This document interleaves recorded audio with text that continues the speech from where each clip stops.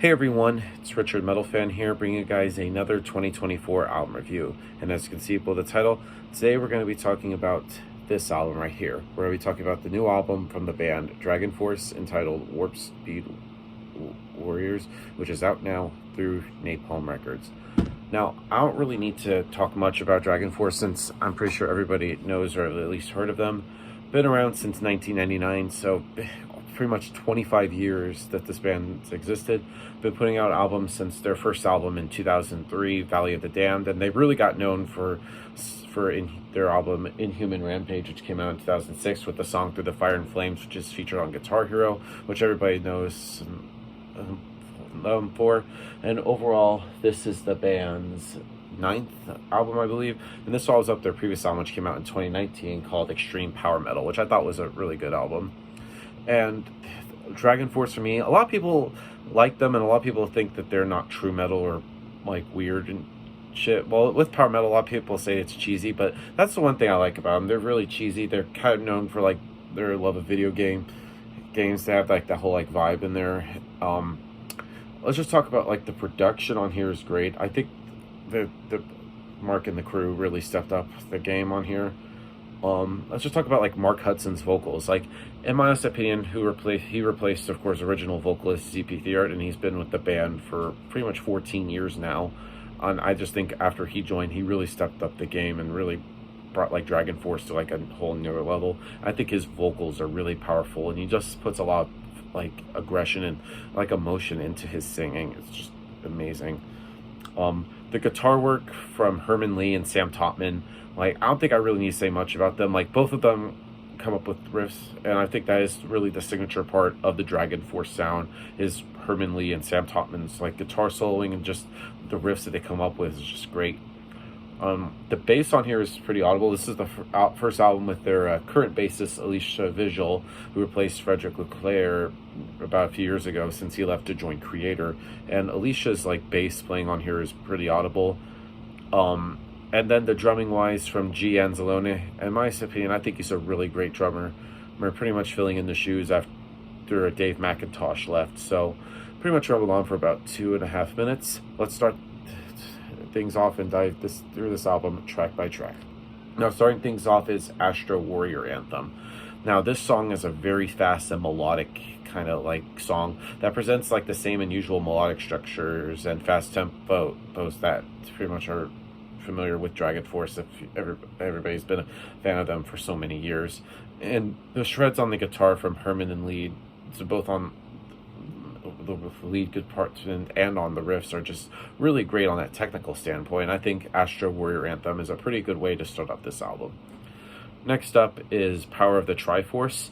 Now, this is another pretty good song. I feel like this could be a possible like live song that could fit well in like a live setting for Dragonforce, with like the speeds sort of like not focused on here and focuses more on the melodies and sort of like the vocals and the backing vocal contrasts. And this song pretty much is obviously inspired by the video game franchise Zelda, hence the song Power of the Triforce. I think is a really great song.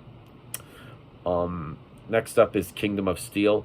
Now, this song right from the get-go opens up in sort of a climactic kind of form with sort of like some keyboards contrasting with the vocals, which kind of reminds me a little bit like 70s prog rock a la Pink Floyd and stuff. And it follows that sort of tendency, even when like the other musical instruments come into the song. And it offers sort of like a refreshing and melodic kind of like style to the wind of sort of like the fans.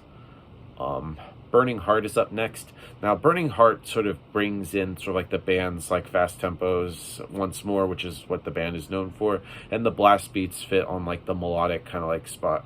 It's right here, and it has a really great thundering kind of like bass and drums, which really complements the song really well. Space Marine Corp is up next. Now, this song is another moment filled with some really great hooks, but this time I feel like it's in a more kind of like accessible kind of way, even sort of like avoiding like the technical kind of overload, if you know what I mean. But has almost like kind of like a commercial kind of appeal, which is not bad, but it definitely kind of like fits the vibe. I just kind of like how I feel about it. Prelude to Darkness. Now, this is a short little intro. It's only 52 seconds. It's basically kind of like apocalyptic effects, which I kind of feel like this song was kind of unnecessary. They should have like combined it into the next song, which is The Killer Queen, which now this song is a damn good song. Now, this has some really great contrast between the faster and the slower elements of the album, with sort of like a clear epic scent in some of the parts, and the really excellent use of vocals from Mark just shows a really wide range on here. Moving on to Doomsday Party, which is the first single released from Warp Speed Warriors. Now, this song opens up with some shredding. Now, this kind of gives the wrong idea because this song is more accessible to the set of tempos, something usual for many metal acts today. They with the keyboards and the backing vocals during the chorus on here. It has a very hooky kind of song.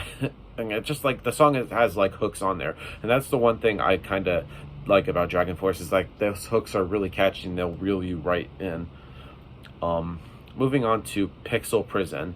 Now, this song offers another fast sort of like set of like tempos, and especially on the guitars, and which also contrasts with like the keyboards. I know I mentioned the keyboards a lot, even though they don't really have a official keyboard player anymore, but just I feel like if they have do it live, I really wish they would have another keyboard player instead of like using backing tracks. But I think Pixel Prison, another good song.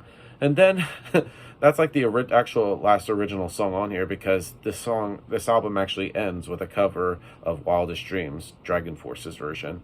Now, if you know what this is, like actually a cover by shitty ass Taylor Swift, and honestly, they actually made like a ballad could become like a full kind of like heavy kind of speedy power metal song, and which isn't really hard to do, to make a pop song metal. They actually made it better than the original, which, like I said, isn't hard to do.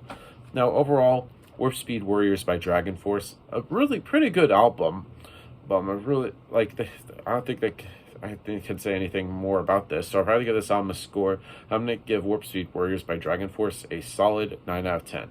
So yeah, that's my review of the new Dragonforce album, guys. Let me know in the comments what you guys think about it, and I'll see you all in the next video. And as always, keep it metal.